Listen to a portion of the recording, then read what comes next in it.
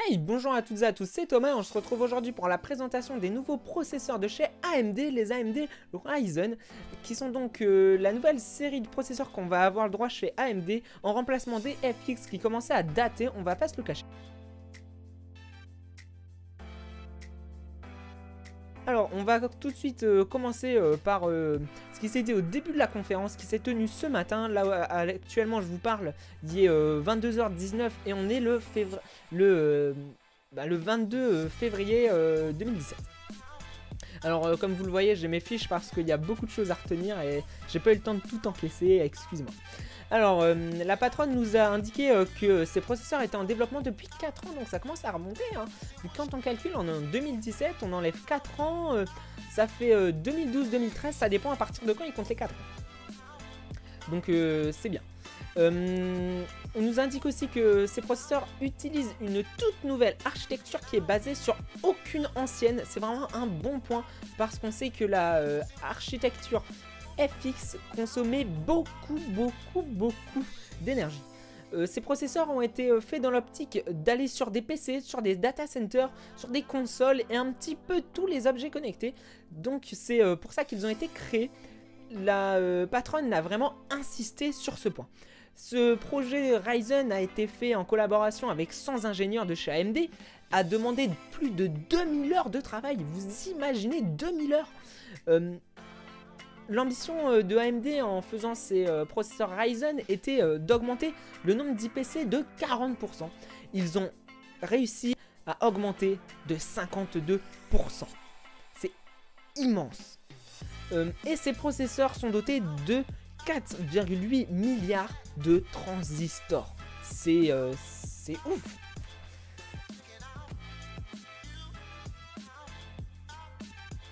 Alors, commençons tout de suite par le R7 1700X, donc le processeur qui est au milieu du haut de gamme.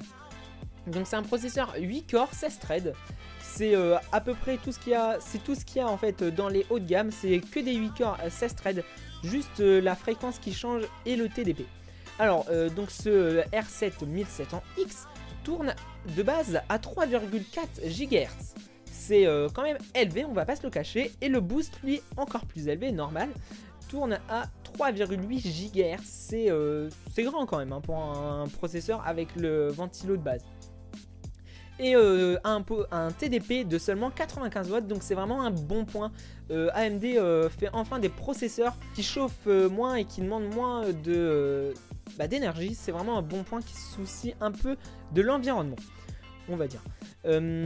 Alors, on va parler tout de suite de benchmark car on nous les a montrés directement. Ce processeur R7 1700X bat un i7 6800K et un i7 6900K. Attendez les chiffres. Cette R7 1700X fait sous Cinebench R15 en multithreadé, ne se gêne pas et fait directement, bah écoutez, 1537 points. C'est tout simplement énorme. Et c'est à des fréquences stock, hein. Faut aussi se rappeler ça, c'est que des fréquences stock. Alors, on va commencer tout de suite par le plus impressionnant. Donc, comme je vous l'ai dit, ce R7 1700X bat un i7 6900K. Quand même, c'est pas mauvais. Il bat ce i7 6900K qui lui fait seulement, on va dire entre guillemets seulement 1474 points, qui est quand même déjà un score plus qu'honorable, on va pas se le cacher. Ça fait à peu près 4% de moins de points que ce Ryzen 1700X. Et il fait quand même 39% de plus qu'un i7 6900K, c'est-à-dire que cet i7 800K excusez-moi, ne fait lui que 1108 points. C'est marrant quand même quand on voit ça à côté d'un R7. On n'attend pas AMD là, mais ça fait vraiment très plaisir. Ça va relancer la concurrence, ça va donner un coup de pied aux fesses à Intel, on l'espère tous.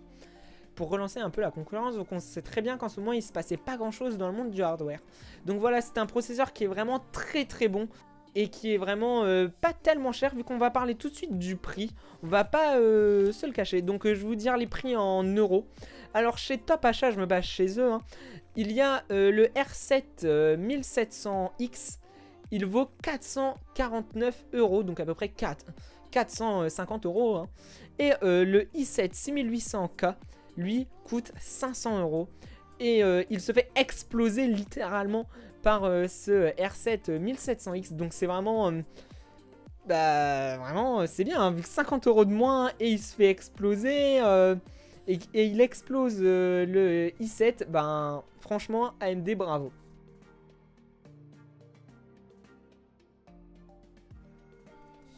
Alors passons tout de suite au fer de lance de chez AMD. J'ai nommé le R7 1800X. Ce R7 1800X est le processeur 8 corps le plus rapide en vente, tout simplement. Pourquoi se vanter, hein? Alors, il y a 8 corps et 16 threads.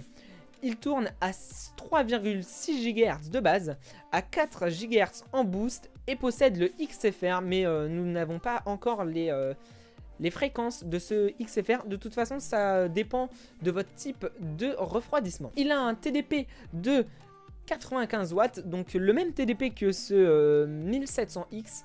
Donc rien à dire dessus, hein. De toute façon je vous ai déjà expliqué ce que je pensais juste avant. Alors les benches, passons à la partie intéressante. Alors par contre faut savoir que ça a été fait sur de la RAM en dual channel. Vous allez très vite comprendre pourquoi. Alors c'est un bench qui a été fait sous Cinebench, du coup en multithread. Ce R7 1800X fait un score honorable, enfin plus qu'honorable, de 1619 points. À une fréquence d'usine, donc toujours. Et ce i7 6900K, donc je vous le rappelle, c'est un processeur qui est à la base fait pour tourner sur du quad channel, mais il a été volontairement bridé par AMD en tournant en dual channel, car leurs processeurs chez AMD ne font que du dual channel. C'est vraiment dommage, tout le monde a été étonné, mais voilà. Donc ce i7 6900K en dual channel ne fait que 1474 points. C'est déjà un score très bon, hein. Mais je suis allé chercher les scores et en quad channel, ce i7 6900K fait 1565 points. Donc finalement, même quand c'est en quad channel, le R7 1800K bat le i7 6900K. Alors, excusez-moi. Donc en fait, on nous dit qu'il est plus rapide de 9%. Bah du coup, ça va faire moins, ça va peut-être faire la moitié. Donc à peu près, je dirais 4%. Il doit être plus rapide. Mais il est quand même plus rapide et il coûte moins cher. Après, on nous a fait un benchmark sous Cinebench en R15 en un seul corps seulement. Et le i7 6900K et le R7 1800X à fréquence d'usine arrive au même score qui est de 162. Donc on va parler tout de suite de prix car vous allez voir que c'est littéralement abusé. On rappelle que cette i7 6900K on le trouve pour 1189 € chez Top Achat. Et ce R7 1800X on va le trouver pour 569 €. J'ai bien dit 569 €, vous imaginez? C'est le processeur le moins cher du haut de gamme. Donc c'est très bien. Donc ce processeur, lui, est un processeur en 8 corps 16 threads. Pas de changement à ce niveau-là. Mais par contre, il commence seulement à 3 GHz de base. Et est poussé à 3,7 GHz en boost. Donc le boost est vraiment beaucoup plus haut comparé aux autres quand on fait proportionnellement parlant. Mais par contre, ce processeur est un processeur au TDP de 65 watts. C'est vraiment c'est ouf, un processeur si puissant, car vous allez le voir, il est vraiment très puissant seulement pour 65 watts. Imaginez les PC qui vont être OEM, vraiment on pourra enfin avoir des processeurs qui sont pas mauvais et qui consomment peu. Donc AMD se vante quand même que c'est le processeur le plus performant au TDP de 65 watts. Et après on nous indique le cache qui est de 20 MO pour le cache L2 plus L3, mais on ne connaît pas la valeur du cache L3 toute seule. Et après on nous a donné un bench, non plusieurs même, on nous a donné deux benches. Alors on nous a donné un bench en multithreadé. Le R7 1700 fait 1410 points sous Cinebench R15 en multithreadé, tandis que le i7 7700K, lui, ne fait que 967 points. Cela fait 46% de différence, c'est magique. Sur les tests un seul corps, le R7 est moins bon car il a des fréquences plus basses que le 7700K qui lui en fait est un processeur qui a des grandes fréquences mais qui a moins de corps. C'est pour ça qu'en fait en multithreadé il le bouffe hein, tout simplement. Donc après on nous a donné un deuxième bench qui est sous Handbrake. Donc c'est un logiciel qui permet de transcoder une vidéo. Donc par exemple quand on a une vidéo en 4K, on peut la mettre en 1080p et c'est un gros test pour les CPU car ça demande beaucoup de calculs. Alors du coup on nous a montré sur une vidéo 4K 60 fps qu'on voulait transvaser en 1080p 60 fps. Le R7 1700 le faisait en 61 secondes, et le i7 7700K lui le faisait en 71 secondes, c'est-à-dire 10 secondes de moins. Donc c'est vraiment un très bon score. Surtout quand on sait le prix que je vais d'ailleurs tout de suite m'empresser de vous. Le i7 7700K, on va le rappeler, il coûte 409 € chez Top Achat. Tandis que son concurrent direct maintenant qui va sortir, c'est le R7 1700. Lui, on le trouve pour 369 €. C'est vraiment génial. Un processeur aussi puissant et aussi peu onéreux dans le fond. Même si ça reste une somme, 370 €, ça reste une somme, mais c'est 40 € moins cher que son concurrent.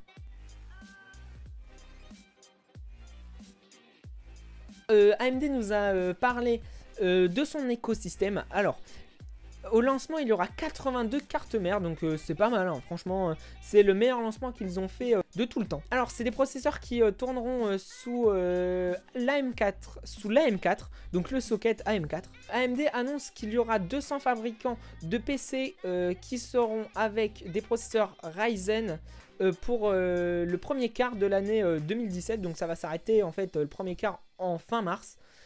Donc ils sont contents, enfin ils espèrent en tout cas 200, mais à mon avis ça sera atteint. La disponibilité de ces processeurs, ils seront disponibles aux USA le 2 mars.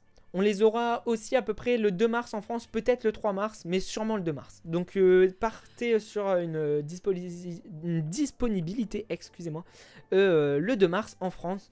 Même si peut-être qu'il va y avoir quelques retards de 1 ou 2 jours, c'est pas bien grave.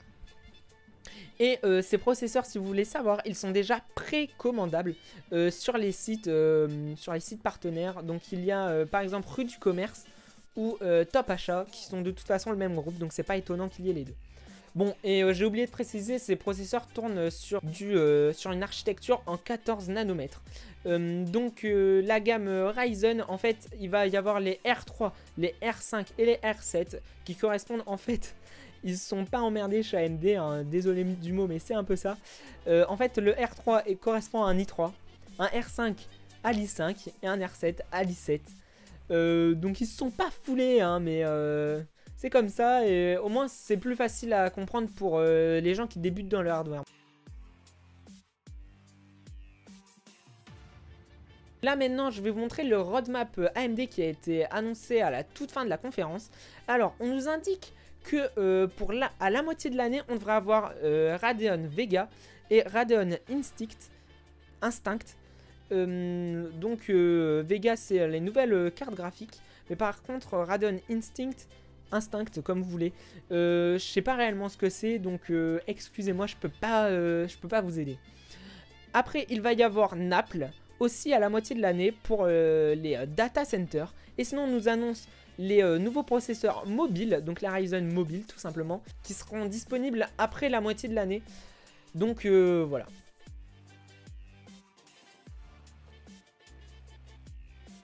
Et bien en fait c'est terminé. Alors j'espère que cette vidéo vous aura plu. Vous pouvez lâcher un like si elle vous a aidé à comprendre. Si vous avez des questions, vous pouvez me les poser dans la section commentaires. C'était Thomas. Vous pouvez partager la vidéo. Et donc, tchuss!